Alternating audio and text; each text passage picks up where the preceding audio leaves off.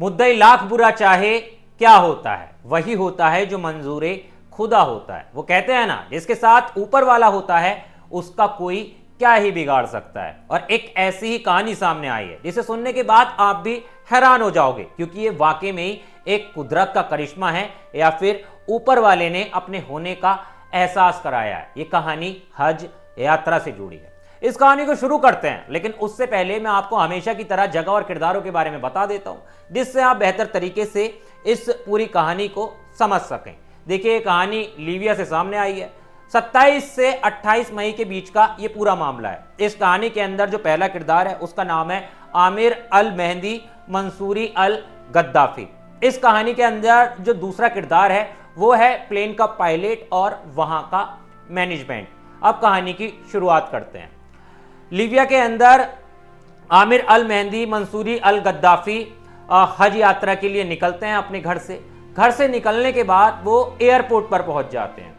जब एयरपोर्ट पर पहुंचते हैं तो उनकी चेकिंग काफ़ी ज़्यादा होती है, और वो महज इसलिए होती है क्योंकि उनके नाम के आगे गद्दाफी लगा हुआ था। और अगर पुराने समय की बात करें तो मोहम्मद गद्दाफी लीबिया का पूर्व तानाशाह था, जिसका वहाँ की आवाम ने कत्ल कर दिया था। अब इसी वजह से उनकी चेकिंग जो है वो काफ़ी ज़्यादा हो रही थी। चेकिंग होने में काफ़ी ज़्यादा समय लग गया। इतना समय लग गया कि प्लेन के अंदर सारे यात्री जाकर बैठ गए। प्लेन का पायलट ने डोर बंद कर दिया और फ्लाइट उड़ने ही वाली थी, तब उन्हें छोड़ा गया। अब जैसे ही वो जाते हैं प्लेन में जाने के लिए तो उन्हें रोक दिया जाता है, क्योंकि नियम के मुताबिक एक बार जब प्लेन का गेट बंद हो गया तो फिर वो खुल नहीं सकता था। पायलट मना कर देता है, कहता है कि अब गेट नहीं खुलेगा और मैं इन्हें लेकर नहीं जा सकता मक्का। फ्लाइट उड़ जाती है। फ्लाइट काफ़ी किलोमीटर दूर तक चली जाती है, लेकिन आमिर अल मेहदी जो होते हैं वो एयरपोर्ट पर ही रुक जाते हैं। उन्हें ऊपर वाले पे भरोसा था, उन्हें भगवान पर भरोसा था, उन्हें अल्लाह पर भरोसा था।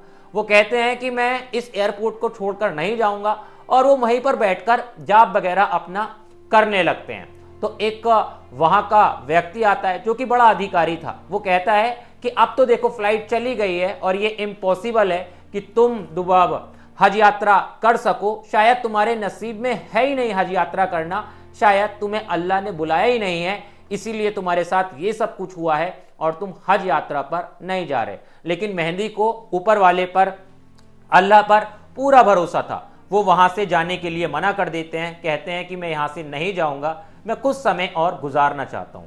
तभी खबर यह आती है कि जिस प्लेन के अंदर मेहदी को मक्का के लिए जाना था उसके अंदर कुछ तकनीकी समस्या हो चुकी है, कुछ प्रॉब्लम हो गई है, इसीलिए वो विमान वापस उसी एयरपोर्ट पर आ रहा है। वो विमान उसी एयरपोर्ट पर आ जाता है। कोई भी यात्री जो है वो विमान से नहीं उतरता, ना ही विमान का गेट जो है वो खोला जाता है। छोटी मोटी समस्या होती है, उसे ठीक कर दिया जाता है। पायलट से कहा भी जाता है कि एक पैसेंजर आपका रह गया है, उसे ले जाओ, लेकिन पायलट कहता है कि मैं नहीं लेके जाऊंगा इस बार भी, क्योंकि ये नियम के विरुद्ध है। अब प्लेन जो है वो फिर से उड़ जाता है।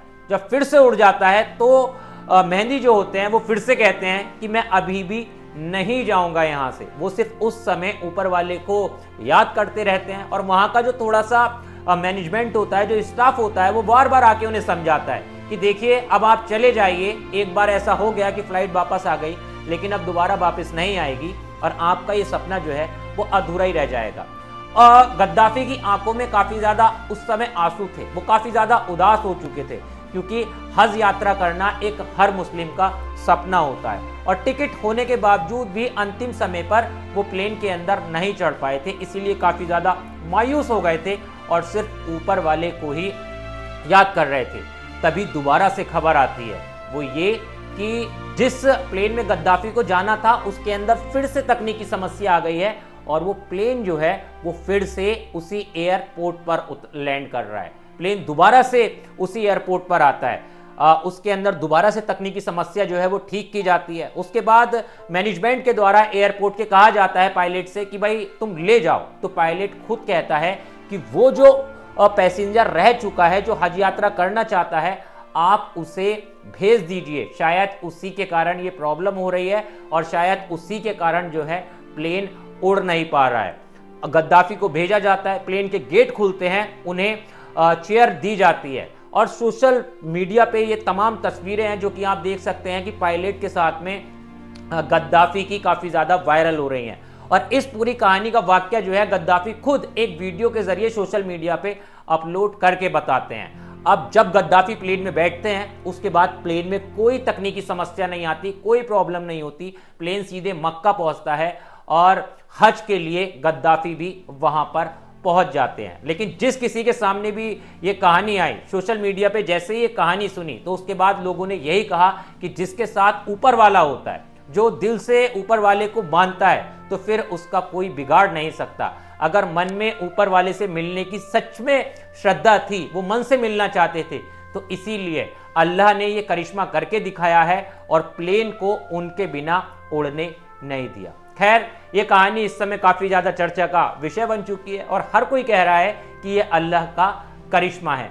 हज यात्रा हर किसी को नसीब नहीं होती और अल्लाह का अगर बुलावा हो तो फिर उसे कोई रोक भी नहीं सकता, जैसे कि इन गद्दाफी भाई के साथ हुआ। खैर, लीबिया से आई इस कहानी के बारे में आपकी क्या राय है?